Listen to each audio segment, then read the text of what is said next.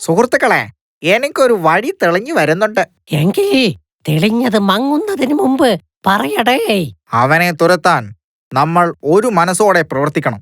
അതിന് മുന്നിൽ നിൽക്കേണ്ടത് നമ്മുടെ കുഞ്ഞനുറുമ്പാണ്. അയ്യേ, കുഞ്ഞനുറുമ്പോ? താൻ എന്തൊക്കെയാണ് ഈ പറയുന്നത്? അവൻ കുഞ്ഞനാണേലും തനിക്കില്ലാത്തൊരു സാധനം അവനുണ്ട്. എന്തോന്ന്? ബുദ്ധി.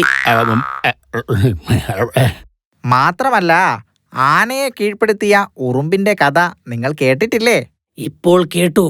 ഈ കാട്ടിൽ അന്യമൃഗങ്ങൾ വരാറില്ലല്ലോ. നമ്മൾ ഒത്തുനിന്ന് അവനോട് സ്ഥലം വിടാൻ പറയണം.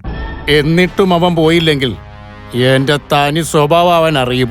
താൻ എന്തു ചെയ്യും? പിന്നെ എനിക്കൊന്നും നോക്കാനില്ല. എന്റെ 19ാമത്തെ അടവ് ഞാൻ പ്രയോഗിക്കും. അവന്റെ നേർക്കുനേർ പോയി അവന്റെ കാല് പിടിക്കും ഞാൻ. അയ്യയ്യയ്യയ്യേ, ലജ്ജാവഹം. വെറുതെ അല്ല തന്നെ ആർക്കും വിലയില്ലാത്തത്.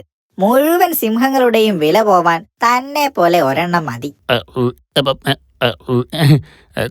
കാല് ഞാൻ ചിലപ്പോ പിടിക്കൂല. നിങ്ങൾ വെറുതെ മനക്കോട്ട കെട്ടണ്ട. കാട്ടിലെ ഭൂരിഭാഗം മൃഗങ്ങളും ചിരമ്പൻ അനുകൂലമാണ്. അവർക്ക് സ്വൈര്യമായി വസിക്കാൻ ചിരമ്പന്റെ സഹായം ആവശ്യമാണ്. ഇനി നിങ്ങൾക്ക് ചിരമ്പനെ അവന്റെ വനത്തിലേക്ക് അയക്കണമെങ്കിൽ ഒരാൾ വിചാരിച്ചാൽ മാത്രമേ നടക്കുകയുള്ളൂ. അതാരാണെന്ന് പറയടേ. ഞാൻ പറയാം.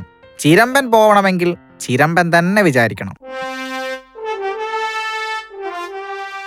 ഈ വനത്തിൽ കുറച്ച് ഉടങ്കൊല്ലികളുണ്ട്.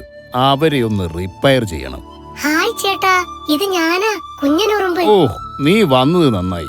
എനിക്ക് ഈ വനത്തെക്കുറിച്ച് കുറച്ച് കാര്യങ്ങൾ അറിയണം. ചേട്ടൻ എന്താ അറിയേണ്ടത്? ഇവിടെ എന്താ ഇങ്ങനെ? പലരും പരസ്പരം പാരവെക്കലും ഉടങ്കൊല്ലിത്തരവും എന്താ ഇങ്ങനെയാവാൻ കാരണം? കൂടാതെ ഈ വനത്തിനൊരു നാഥനുമില്ല. ആ സിംഹമാണെങ്കിൽ ആളൊരു വാളിപ്പനും. ചേട്ടൻ ഇപ്പൊ ചോദിച്ച കാര്യം മറ്റു വനത്തിൽ നിന്നും ഇവിടേക്ക് വരുന്നവർക്ക് പൊതുവേ ഉണ്ടാകുന്ന സംശയമാണ്. അതിന്റെ ഉത്തരം ഒറ്റ വാക്കിൽ പറയാൻ കഴിയില്ല. നിന്നോടാരാ ഒറ്റ വാക്കിൽ പറയാൻ പറഞ്ഞേ? വേണേ 10-20 വാക്കിൽ പറഞ്ഞോ.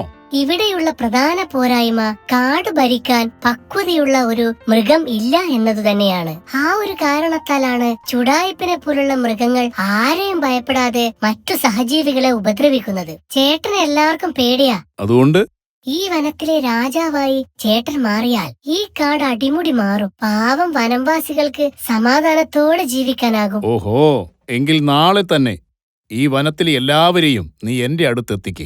ഒക്കെ നമുക്ക് ശരിയാക്കാം. ആ കാര്യം ഞാൻ ഏറ്റു. എന്താ ഒരു ചൂട്!